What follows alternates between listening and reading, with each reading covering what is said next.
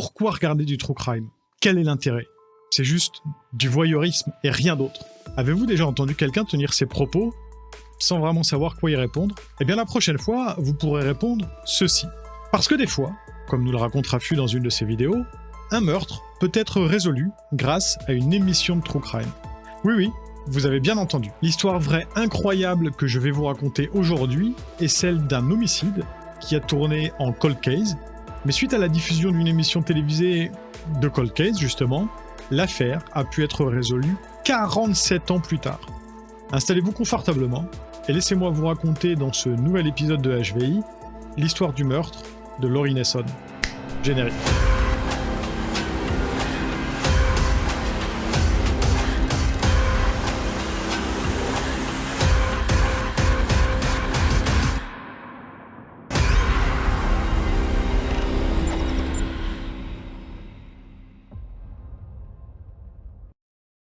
Laurie Nason est née le 18 décembre 1958. 2 heures plus tard, sa petite sœur Toni vient au monde et la petite famille vit une vie tranquille dans un petit quartier résidentiel plutôt calme à l'est de Columbus, Ohio.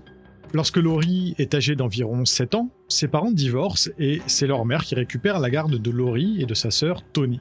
Laurie Nason est une petite fille très intelligente et qui, dès son plus jeune âge, devient impliquée dans plusieurs thématiques que la plupart des gens n'abordent pas avant bien plus tard. Par exemple, étant issue d'une famille juive, Laurie s'intéresse beaucoup au conflit israélo-palestinien alors qu'elle n'est âgée que de 12 ans.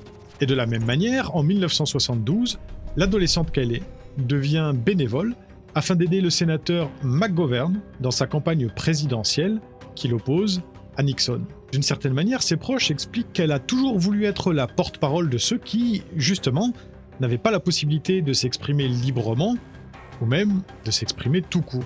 Nous sommes maintenant en 1974 et Laurie est en 2e année au lycée Eastmore High School.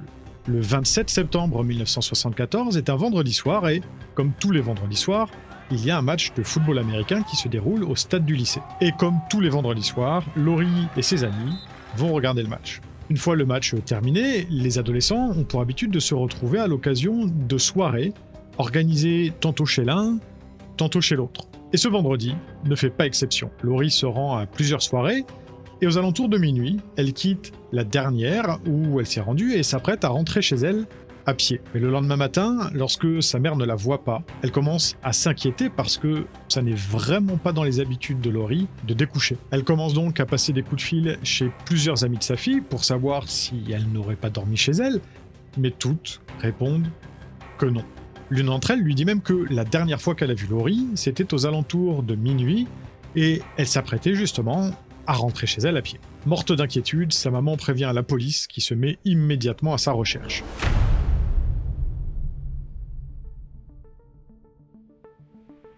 Le 28 septembre 1974, à 13h, la police de Reynoldsburg reçoit un appel. Un homme et son épouse ramassaient du bois dans un bosquet le long de Rose Hill Road lorsqu'ils ont découvert le corps d'une jeune fille dans le fossé. Il y a maintenant des habitations de chaque côté de la route, mais à l'époque, il y avait un bosquet d'un côté et des champs de l'autre. La police se rend immédiatement sur place et gèle la scène, le temps de faire les premières constatations et de prélever un maximum d'indices. Il s'agit d'une adolescente, probablement âgée de 15 ou 16 ans, complètement nue, avec des ecchymoses sur le bras gauche.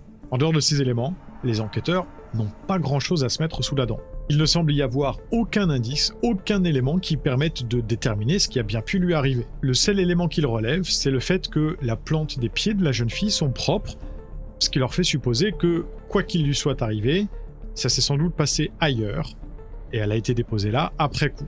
Le corps est donc enlevé et conduit à la morgue afin d'effectuer une autopsie qui, il l'espère, leur donnera plus d'éléments. Devant l'absence de tout vêtement ou effet personnel de la jeune fille, elle est dans un premier temps considérée comme une Jane Doe.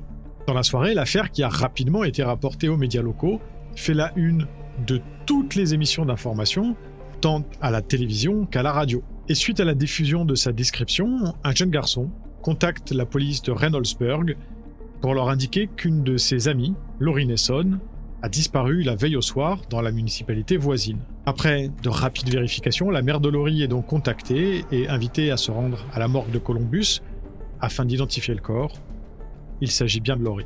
Sa mère est dévastée et en rentrant, elle annonce à Tony, la jeune sœur de Laurie, que sa grande sœur ne rentrera jamais. Le lendemain, 29 septembre 1974, le premier rapport d'autopsie est révélé. Il semblerait que Laurie ait eu des rapports sexuels le soir de sa mort, mais le coroner est pour le moment incapable de déterminer s'il s'agit de rapports sexuels consentis ou forcés. Pour ce qui est des circonstances dans lesquelles l'adolescente est morte, ça reste incertain. Raison pour laquelle la mort est classée comme une mort suspicieuse et non pas comme un homicide. Une longue enquête démarre.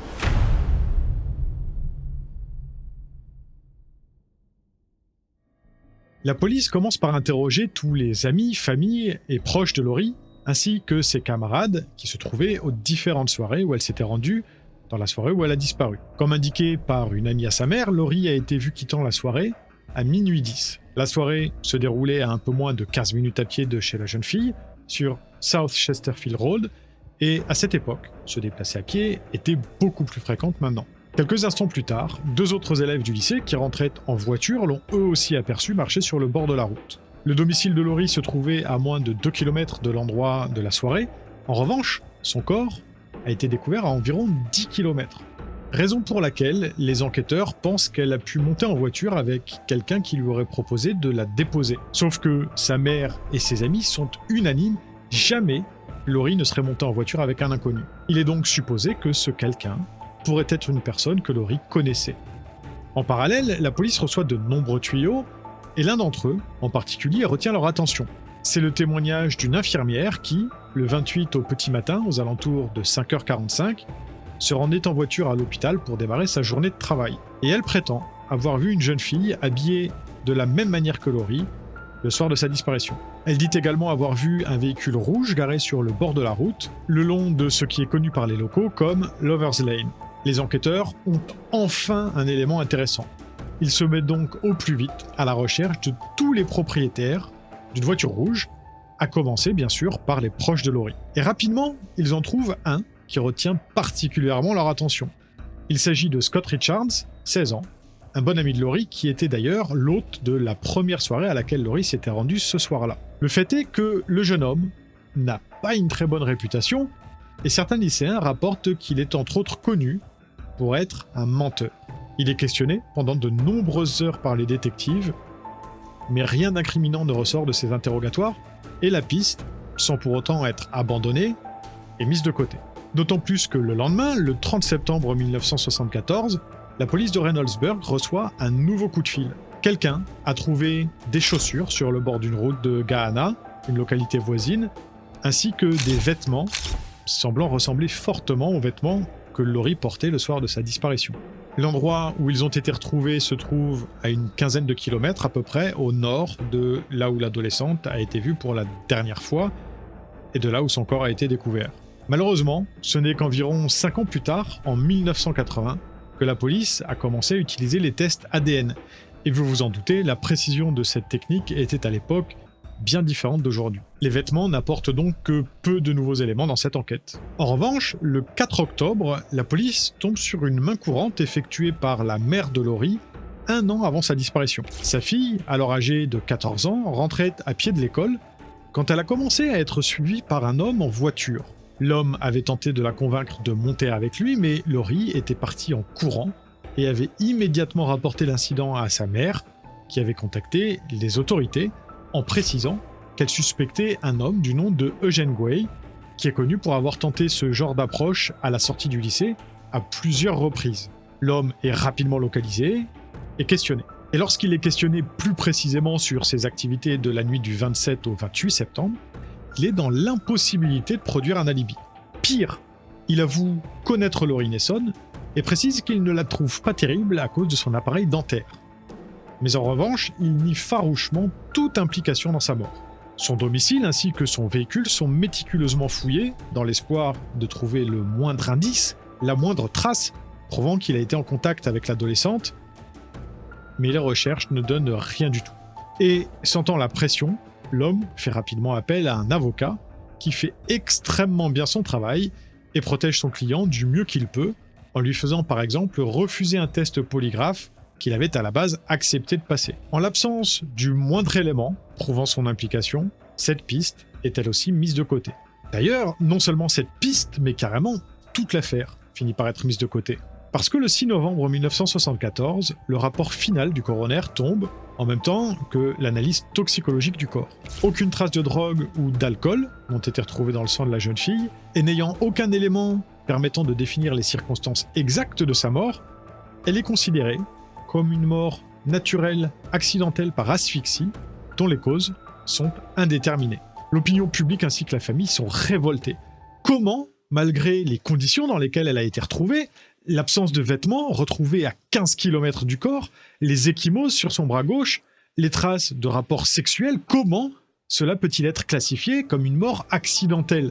Mais tout révoltés qu'ils sont, l'affaire n'étant pas considérée comme un homicide, l'enquête est arrêtée et le dossier devient ce que l'on appelle un cold case. Cold case qui ne sera résolu que près d'un demi-siècle plus tard.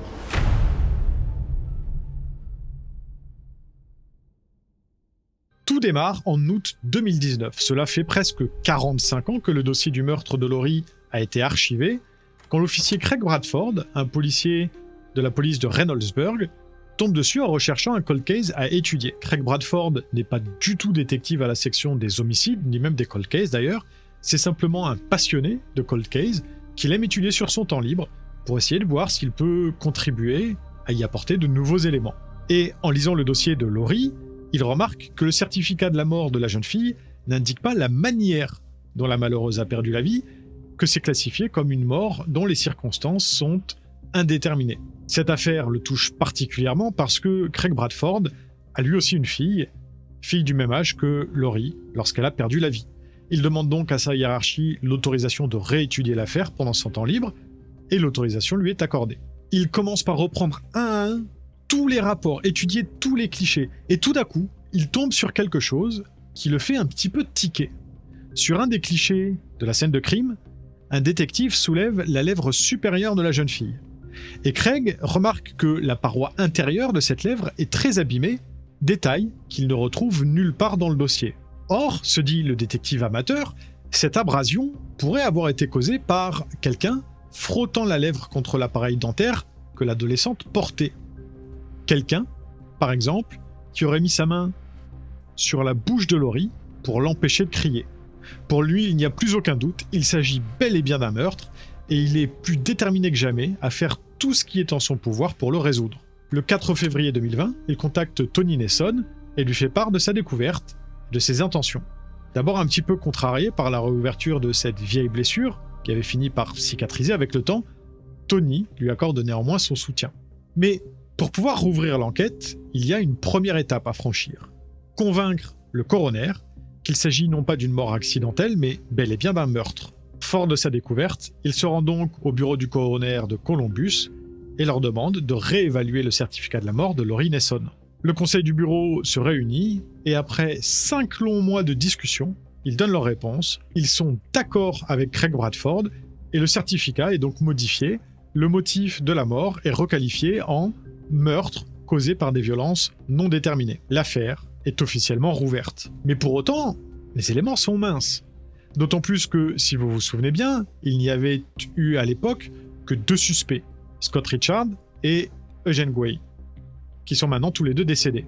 Craig Bradford base tous ses espoirs sur les avancées de la science, et en particulier sur les avancées en matière de tests ADN, pour découvrir de nouveaux éléments qui n'auraient pas pu l'être à l'époque. Les vêtements de Laurie sont donc confiés à un laboratoire pour analyse ADN. Malheureusement, ça survient exactement au même moment que la pandémie du Covid et le confinement.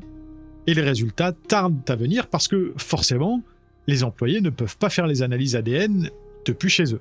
Pendant ce temps-là, Tony, qui est maintenant à 200% motivé pour retrouver le meurtrier de sa sœur, décide donc de contacter les médias parce que, dit-elle, elle est persuadée que quelqu'un, quelque part, c'est quelque chose. Et tout ce qu'il faut, c'est trouver ce quelqu'un. Un sujet est donc fait pour une émission télévisée locale, et le sujet est diffusé le 9 décembre 2020. C'est ce reportage qui va permettre la résolution de l'affaire.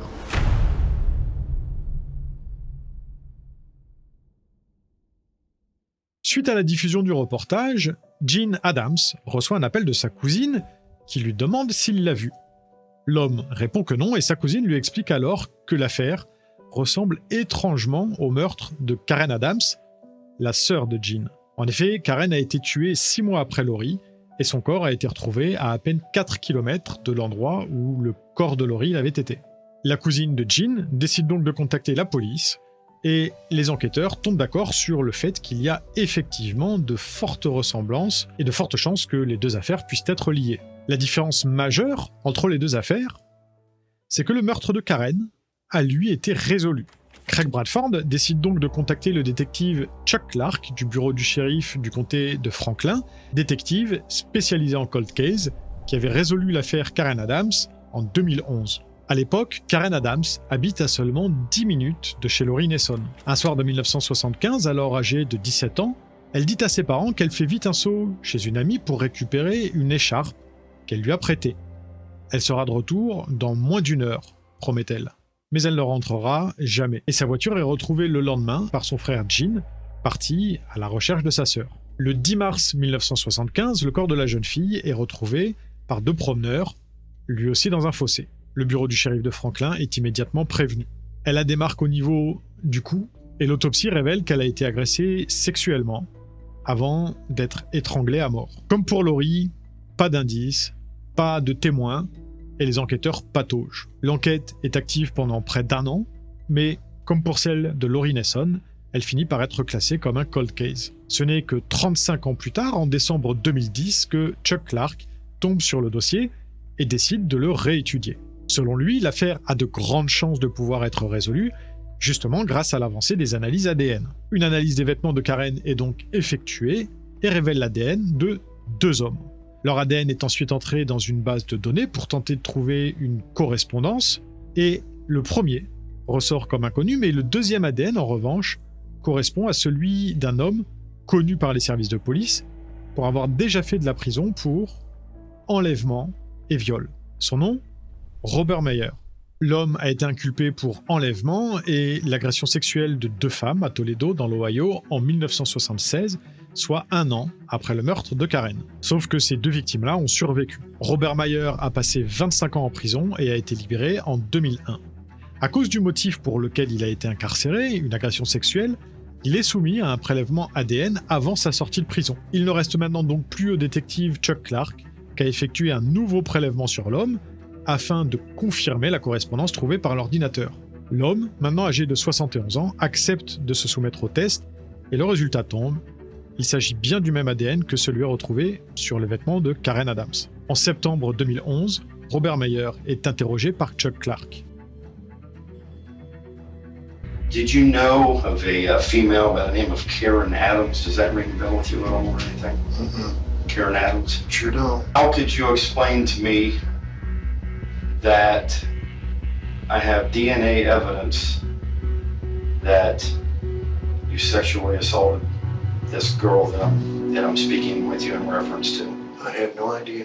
Malgré le fait qu'ils disent ne pas se souvenir, il est arrêté et est inculpé de meurtre, plaide coupable et condamné à 25 années d'emprisonnement. Mais il ne le fera pas parce qu'il mourra en prison 4 ans plus tard. Par contre, souvenez-vous, il y avait l'ADN de 2 hommes sur les vêtements de Karen. Et l'identité du 2e homme reste pour le moment inconnue. Mais Chuck Clark découvre que Robert Meyer avait un complice et ami avec qui il habitait à Toledo du nom de Charles Weber. Robert Meyer et Charles Weber s'étaient rencontrés en prison dans les années 60 et à leur sortie, ils avaient décidé d'emménager ensemble dans la banlieue de Columbus où le corps de Karen a été retrouvé. 6 mois plus tard, les 2 hommes ont déménagé à Toledo, à environ 200 km de là, et ils ont tenté à 2 reprises de kidnapper, violer et assassiner des jeunes filles qui ont, elles, eu la chance de pouvoir s'échapper.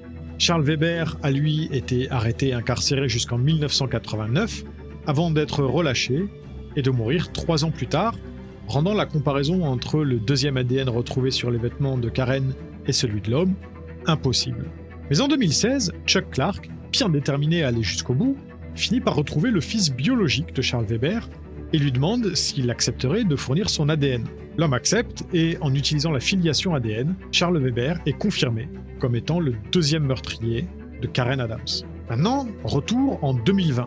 Après que Craig Bradford ait été mis sur la piste de l'affaire Karen Adams, et parler avec le détective Chuck Clark, le laboratoire est immédiatement contacté pour comparer les ADN qui, entre-temps, ont été trouvés sur les vêtements de Laurie, et ceux donc de Charles Weber et Robert Mayer.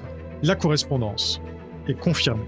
Toni Neson est immédiatement mise au courant. Elle est déçue que les deux hommes soient déjà morts et n'est finalement pas réellement payée pour le meurtre de sa sœur, mais elle est soulagée que l'affaire soit enfin résolue. D'ailleurs, le 13 juillet suivant, elle se rend sur la tombe de Laurie, située juste à côté de celle de sa mère, et elle leur annonce que l'affaire de Laurie a finalement été résolue et qu'elles peuvent maintenant reposer en paix. Je laisse le mot de la fin à Toni Neson.